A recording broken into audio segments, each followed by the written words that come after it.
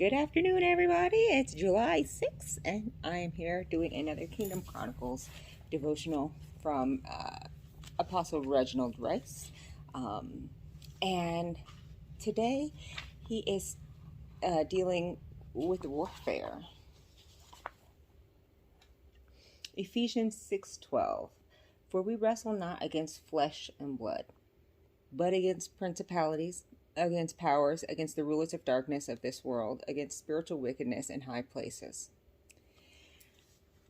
And I know that there's a lot of people who aren't Christians who will be like, yes, this is the mumbo jumbo. But they will also be the same people who talk about dealing with their, battling their demons and slaying their Goliaths. And so I feel like this has relevance in the secular world as well as the spiritual world. The thing is that whether they're demons, thoughts, principalities, it is a series of decisions and choices that we're faced with to make about all kinds of things, about what we're going to watch, what we're going to do, how we're going to speak, what we're going to wear, if we're, offending people. Are we doing it on purpose? Are we doing it on accident? Is it my right to offend people? Is it your right to not be offended? Like, we will go on and on. Because we are, we like to battle kind of by nature. We like to be right. And so anytime there's something that is against our sensibilities, we want to harness that and turn it into something that we can use, that isn't going against what we believe. And for me, I've kind of come to a place where I'm learning to learn from everywhere. I can take information and drop the information that I don't need. And as my beliefs change and grow and form, I think that it's important to realize that no matter how righteous and holy you are, you live in a secular world, and you're going to have to interact with secular people on a secular level. And whether that involves demon fighting, it may. People are wild, okay? But the hardest battles you will ever fight on this earth are always going to be up here. They're always going to be with the person who you look at in the mirror every day. They're always going to be the battles that you fight yourself to win,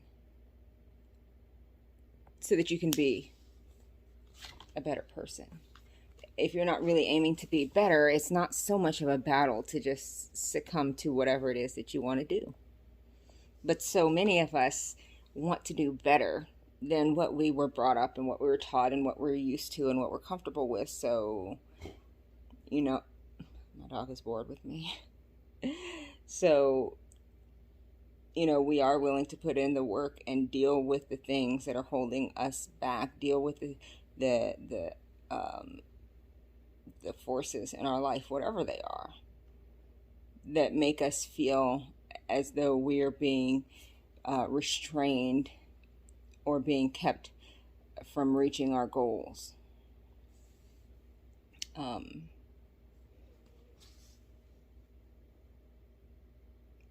It's like, and he says in here, it says that no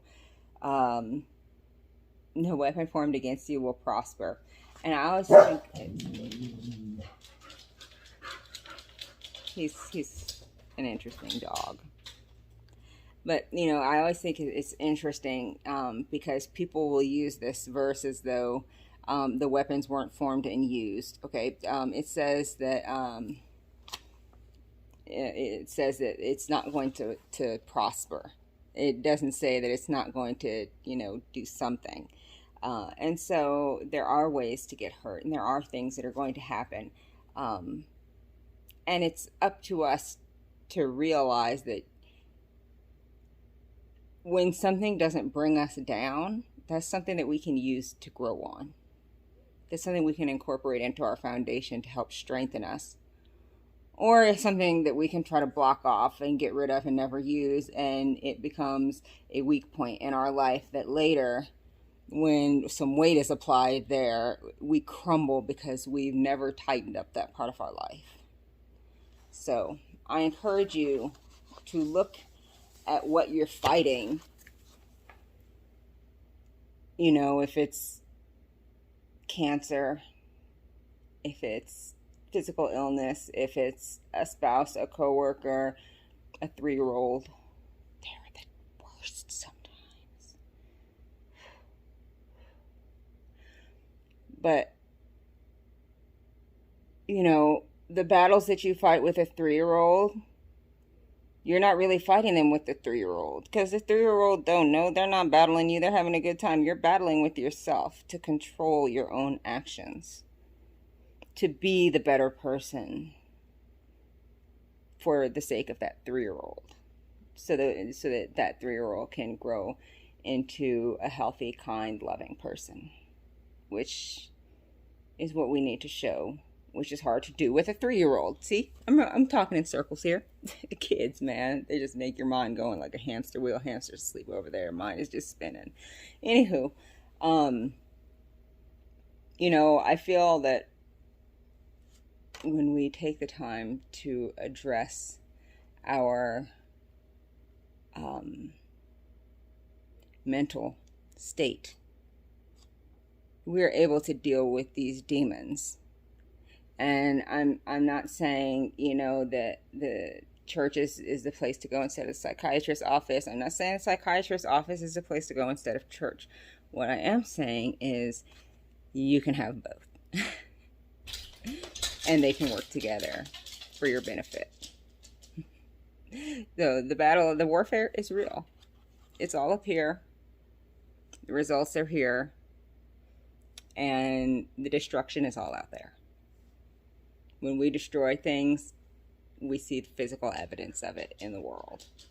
So I hope that you all have a wonderful evening. It seems like this has become more of an evening devotional for me, and it's weird, but I'm just going to keep going with it because, you know, I want to do it every day. And so if this is what's making it easier for me, then this is what's making it easier for me. Worship the Lord how you need to. Don't let other people tell you what you have to do. Okay.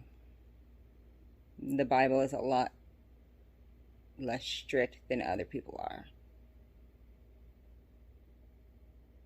But that doesn't mean you can do anything.